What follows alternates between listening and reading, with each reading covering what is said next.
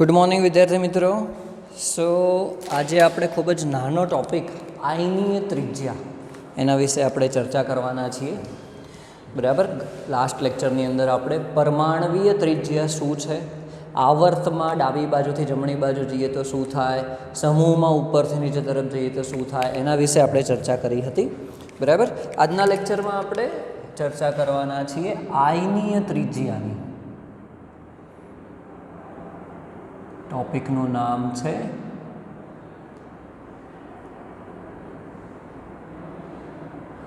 આયનીય ત્રિજ્યા.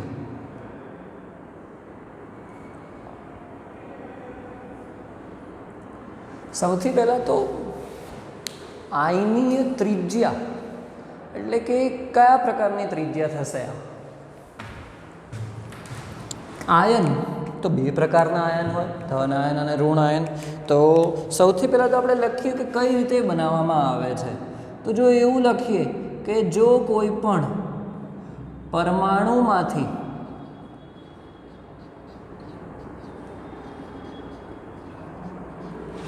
ઇલેક્ટ્રોન દૂર કરતા ધન આયન, બરાબર, ધન આયન જેને કેટાયન કહેવામાં આવે છે, કેટાયન ધન આયન બને છે. અને જો પરમાણુ ઇલેક્ટ્રોન મેળવે, જો પરમાણુ ઇલેક્ટ્રોન મેળવે તો તે ઋણ આયન, ઋણ આયનને બીજા શબ્દમાં એન આયન કહેવામાં આવે છે, એન આયન બનાવે છે. બરાબર. એટલે જો કોઈ પણ પરમાણુમાંથી ઇલેક્ટ્રોન દૂર થાય તો ધન આયન બને અને ઇલેક્ટ્રોન મેળવે તો ઋણ આયન બને. આ તો આપણે જાણીએ છીએ, સિમ્પલ છે ટોપિક. તો આપણે ધારો કે એવું તત્વ લઈ લઈએ, દાખલા તરીકે એક્સ નામનું કોઈ તત્વ લઈએ છીએ. બરાબર. હવે એમાંથી આપણે ઇલેક્ટ્રોન દૂર કરીએ છીએ તો ધન વીજભાર આવશે એના ઉપર, ઇલેક્ટ્રોન શું થયો? દૂર થયો. તો આ શું બન્યું? કેટાયન થયું. આ કેટાયન માટે એક્સ શું છે? તો જનક પરમાણુ છે. યાદ રાખજો શબ્દ જનક એટલે કે પેરેન્ટ, કે શેમાંથી બનાવ્યો છે? તો એક્સમાંથી બનાવ્યો છે. તો એક્સને શું કહીશું આપણે? જનક પરમાણુ કહીશું. ચલો એ જ રીતે જો એક્સ લઈએ છીએ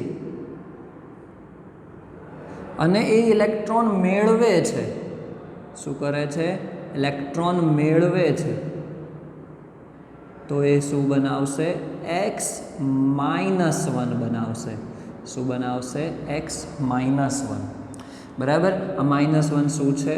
તો એ છે એન આયન.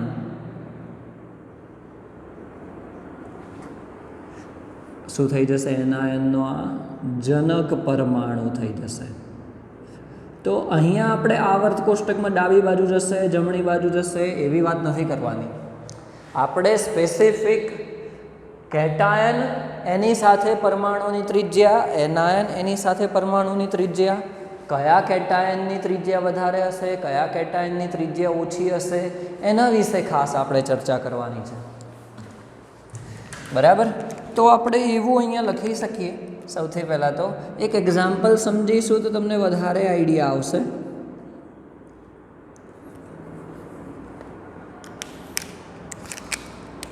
એક્ઝામ્પલ લઈએ છીએ આપણે સોડિયમ ધાતુનું.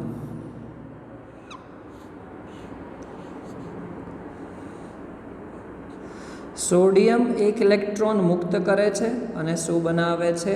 Na+ બનાવે છે. ઇલેક્ટ્રોન એને મુક્ત કર્યો. બરાબર. અને અહીંયા આપણે એક્ઝામ્પલ લઈએ છીએ ક્લોરીનનું, કે ક્લોરીન ઇલેક્ટ્રોન મેળવે છે અને બનાવે છે Cl -1.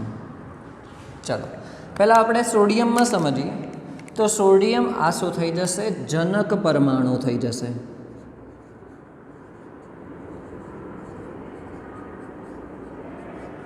आ शू थई जशे केटायन थई जशे। हवे जो मारे लखवू होय इलेक्ट्रॉन प्रोटोननी संख्या तो एवं लखी शकाय कि जनक परमाणु छे एनी अंदर अहींया सोडियमनी अंदर 11 प्रोटोन छे अने 11 इलेक्ट्रॉन छे। केटायन धन वीजभारित एक इलेक्ट्रॉन एने मुक्त कर्यो छे तो प्रोटोननी संख्या तो सेम ज रहेशे 11 प्रोटोन छे अने 10 इलेक्ट्रॉन थई जशे। शुं थया 10 इलेक्ट्रॉन थया। तो हवे आपणे समजीए कि एनी त्रिज्यामां शुं फेरफार थशे। तो सौथी पहला तो एक सिम्पल एक्जाम्पल लईए। चलो फॉर एक्जाम्पल आ रस्सी है एवं मानी लीए रस्सी खेंच तमे जोयुं जशे तमे कदाच करी पण होय पण ए रम्या पण हो बराबर। तो एनी बंने बाजू आपणे मानी लीए कि चलो एनी एक बाजू 11 प्रोटोन है एक बाजू 11 इलेक्ट्रॉन है। बंनेनी स्ट्रेंथ समान है दरेक प्रोटोननी अने दरेक इलेक्ट्रॉननी स्ट्रेंथ समान है तो आटली ने आटली ज रहेशे। क्यांय आम पण नहीं जाए कि आम पण नहीं जाए एटली ने एटली ज रहेशे। एक बाजू 11 प्रोटोन है एक बाजू 11 इलेक्ट्रॉन है बराबर एवं मानी लीए। हवे शुं करीए छीए कि एक इलेक्ट्रॉन ओछो करी दईए छे तो एक बाजू 11 थई गया एक बाजू 10 थई गया। एक बाजू क्या है 11 थे एक बाजू 10 है तो हवे 11 जणा 10 ने खेंची जशे ए बाजू ए पोतानी तरफ खेंचशे तो प्रोटोन पोतानी तरफ वधु आकर्षण बळ करशे तो एनी त्रिज्या शुं थशे ओછી थशे। त्रिज्या शुं थशे ओછી थशे। एटले तमारे याद राखवानुं छे अहींया स्पेसिफिक के एनुं कोई रीजन नथी। आ वस्तु एमसीक्यू में ज वधारे पूछाय छे तो तमारे आ वस्तु याद राखवानी छे कि केटायन होय अने तेनो जनक परमाणु तो केटायन करता जनक परमाणुनी त्रिज्या वधारे हशे। केटायन करता जनक परमाणुनी त्रिज्या वधारे हशे। तो तमे एवुं पण कही शको कि केटायन करता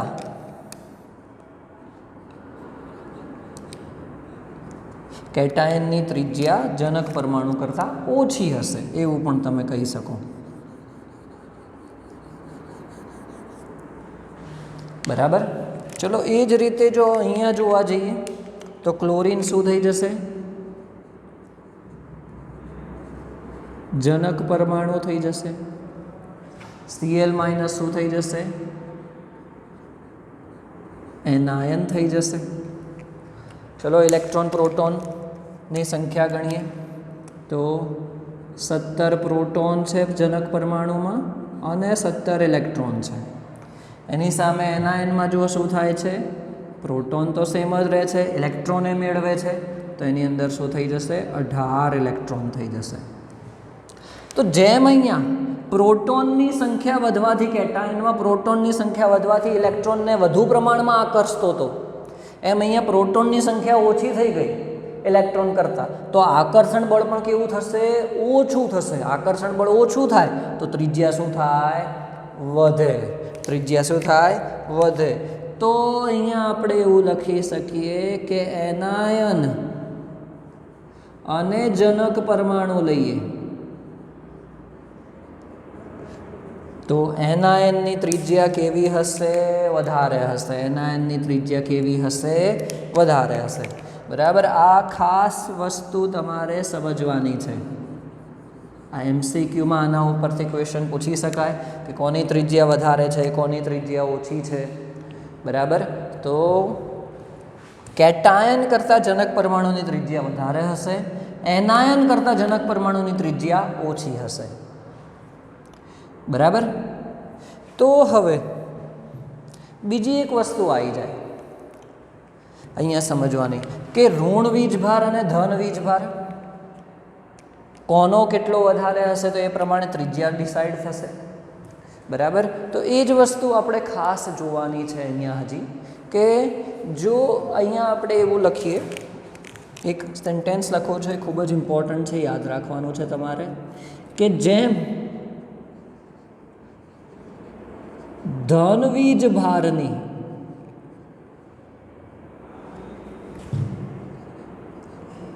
मात्रा वधे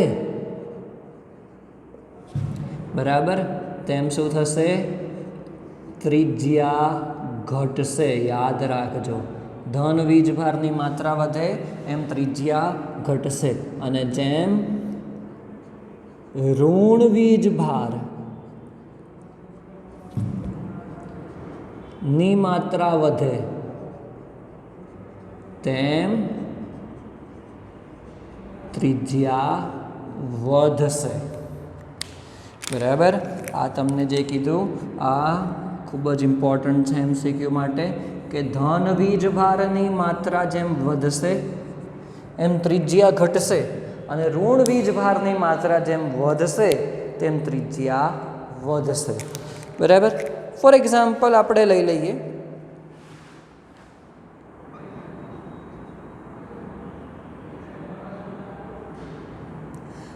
ચલો Fe લઈએ છીએ.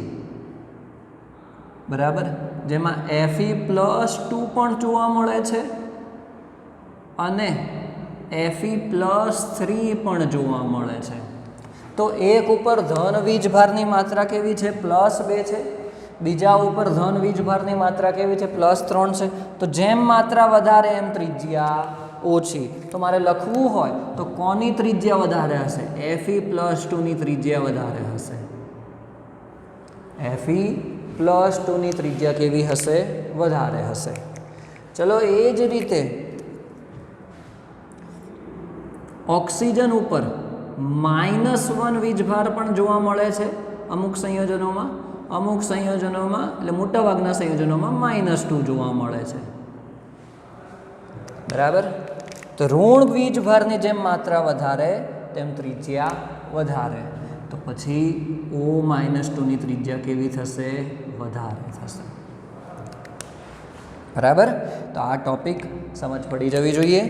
ઓકે, ચલો હવે આયનીય ત્રિજ્યાનો આપણો છેલ્લો ટોપિક છે, અને એ ટોપિક છે આપણે સમજવાનું છે કે સમઇલેક્ટ્રોનીય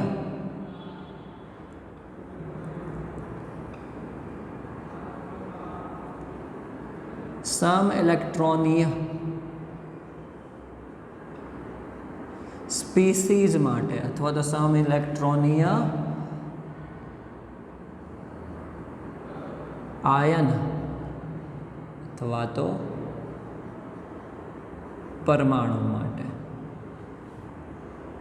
સમઇલેક્ટ્રોનીય એનો મતલબ શું થશે? ઇલેક્ટ્રોનની સંખ્યા સમાન હોય. ઇલેક્ટ્રોનની સંખ્યા કેવી હોય? સમાન હોય.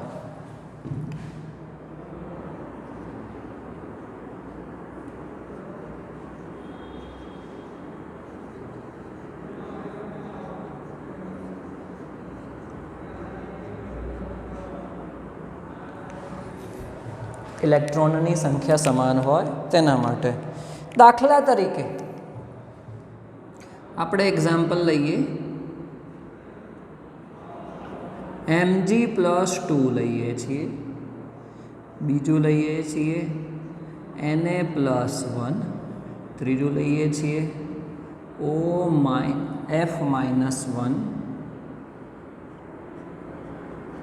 અને O-2. ચલો હવે જો મારે અહીંયા પ્રોટોનની સંખ્યા લખવી હોય, હું પ્રોટોનની સંખ્યા પહેલાં લખું છું. 12 પરમાણુ ક્રમાંક છે, એટલે કે અહીંયા 12 પ્રોટોન છે.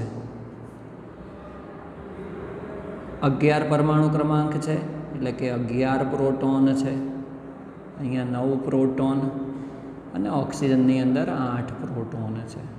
પ્રોટોનની સંખ્યા તો જુદી જુદી છે. ચલો હવે ઇલેક્ટ્રોન જો જોઈએ, +2 વીજભાર, એટલે કે ઇલેક્ટ્રોન પણ 12 હશે. મેગ્નેશિયમમાં 12 હોય, +2 એટલે 2 ઇલેક્ટ્રોન એને ગુમાવી દીધા, તો કેટલા રહેશે? 10 ઇલેક્ટ્રોન થઈ જશે. ચલો 11 પ્રોટોન અને 11 ઇલેક્ટ્રોન હતા સોડિયમની અંદર, 1 ઇલેક્ટ્રોન ગુમાવી દીધો તો 10 ઇલેક્ટ્રોન થઈ જશે. ફ્લોરિનની અંદર 9 પ્રોટોન 9 ઇલેક્ટ્રોન હોય, પરંતુ જો -1 વીજભાર છે, -1 વીજભાર છે તો એને 1 ઇલેક્ટ્રોન મેળવ્યો હશે, તો શું થઈ જશે? 10 ઇલેક્ટ્રોન. એ જ રીતે ઓક્સિજને પણ 2 ઇલેક્ટ્રોન મેળવ્યા, તો એની અંદર 10 ઇલેક્ટ્રોન થઈ ગયા. હવે ખાસ જોવાનું છે કે કોની ત્રિજ્યા વધારે હશે, કોની ત્રિજ્યા ઓછી હશે. બરાબર. તો આ જે ફોર્મ્યુલા લખ્યો છે આ સમ ઇલેક્ટ્રોનીય માટે પણ છે.